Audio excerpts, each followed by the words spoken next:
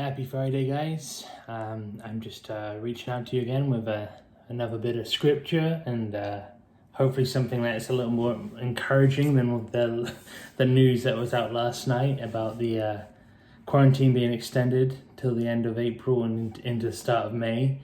Guys, I don't know about you, but I ask a lot of questions in these times about why it's important to listen to the people who are in charge.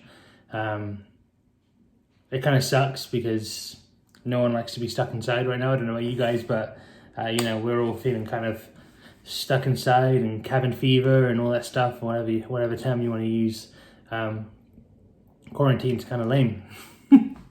And then we had to explain to Kyrie that his 5th birthday was going to be a little bit different to what he thought it was going to be. There would be no aquarium visit. There would be no friends coming over for pizza or hot dogs. There would be no family members present. Instead, it's just going to be us, us four in the house, celebrating the way that we can. So when you get news like this, it gets kind of tough to cling to hope and cling to good stuff. But there is a reason why we should listen to the leaders that are put in place. Even when we don't agree with them, we are still called to respect them, right? Romans 13:1 says, "Let every soul be subject unto the higher powers, for there is no power but of God. The powers that be are ordained of God." So what does that even mean? There's a lot of words there. God ordained those who are in place right now.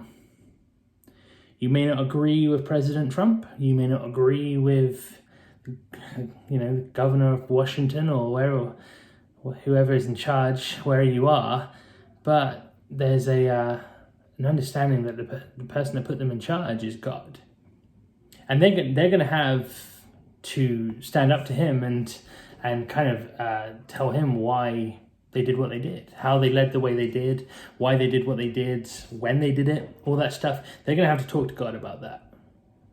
But what's really important for us as Christians is to respect the people that God's put in those positions. Even if you don't agree with what they're doing and why they're doing it. I don't agree that I should be kept indoors for 30 plus days, but the president said it, the governor said it. So as a Christian, I must respect those people. It's called having a good testimony, right? There was someone's Facebook status that challenged me a couple of weeks ago. They said, if someone asked you where you've been for the last 2 weeks, would you be embarrassed to answer? And the truth is, I wouldn't be embarrassed to say that I've been to Winco or to Costco or to Walmart. It's almost like because there's a quarantine in place, it's are you embarrassed about how many times you've broken that quarantine, right?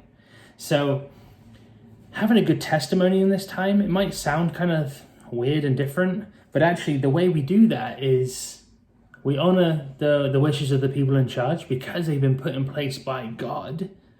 It doesn't mean that God stands for everything they're doing and what they believe and everything like that, but it means that he's ordained them to be in the power right now. But with that position comes a lot of responsibility, and it says in the Bible that they're going to have to answer to God for that.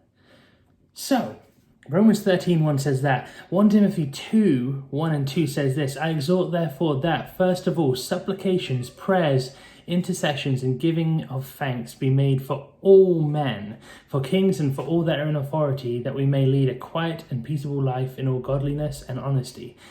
For all that are in authority, right? We need to pray for everyone because everyone needs Jesus. Everyone needs God. Everyone needs his spirit and his power to lead, right? So it's not even just about praying for each other like I pray for Rachel, I pray for you guys, I pray for Pastor Josh, but actually I should be praying for President Trump, Governor Inslee. I should be praying for all these leaders of all the countries in the world that they lead well, right?